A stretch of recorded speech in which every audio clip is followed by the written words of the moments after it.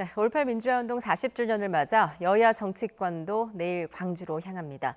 더불어민주당은 지도부를 포함한 당선인 전원이 광주로 향하고 미래통합당도 40주년 기념식에 당 지도부가 참석합니다. 이런 가운데 여야는 오는 20일 열릴 본회의에서 처리할 법안 조율을 위해서 물밑 협상을 이어가고 있는데요. 국회로 가보겠습니다. 김주영 기자. 네, 국회입니다. 예, 여야 모두 내일 광주로 향한다고요? 네, 그렇습니다. 일단 더불어민주당은 내일 기념식에 앞서 이해찬 대표 등 지도부가 참석하는 광주 현장 최고위 회의를 엽니다.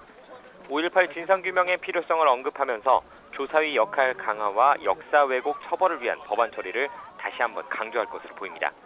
이후에는 21대 총선 민주당 당선인 전원이 5.18 민주묘지를 참배하며 5.18 정신을 되새길 예정입니다.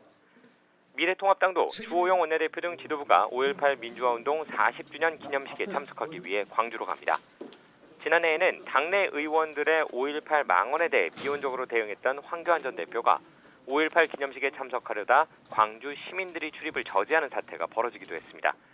올해도 비슷한 장면이 연출될 수 있다는 우려도 나오는데요.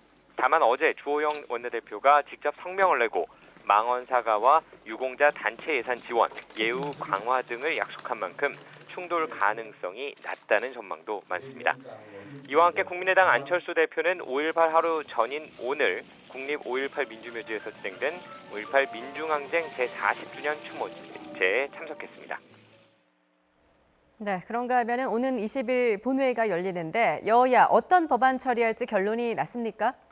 네, 아직 최종 결론은 나지 않았습니다. 여야는 현재 원내수석 부대표를 중심으로 본회의 처리 법안을 정리하는 데 힘을 쏟고 있습니다.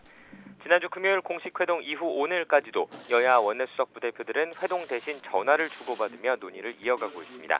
이에 따라 20일 본회의 처리 가능 법안들이 조금씩 윤곽을 드러내고 있는데요. 우선 코로나19 대처 관련 법안이 1순위로 꼽힙니다.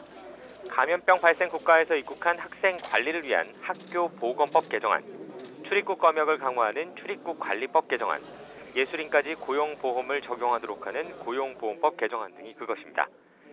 유사 N번방 사건을 막기 위해 정보통신사업자의 책임을 강화한 정보통신망법, 정보통신사업법 개정안, 성착취물을 만들고 배포하는 행위를 더 넓게 처벌하는 아동청소년 성보호법 개정안도 처리 가능성이 큽니다. 다만 과거사법 개정안의 경우 배보상 조항이나 법안 처리의 절차를 놓고 여야 이견이 남아있는 상황인데요. 앞서 여야 지도부가 큰 틀에서 처리를 하자고 약속한 만큼 다른 이견들은 접점을 찾을 수 있을 것이라는 분석입니다. 지금까지 국회에서 YTN 김주영입니다.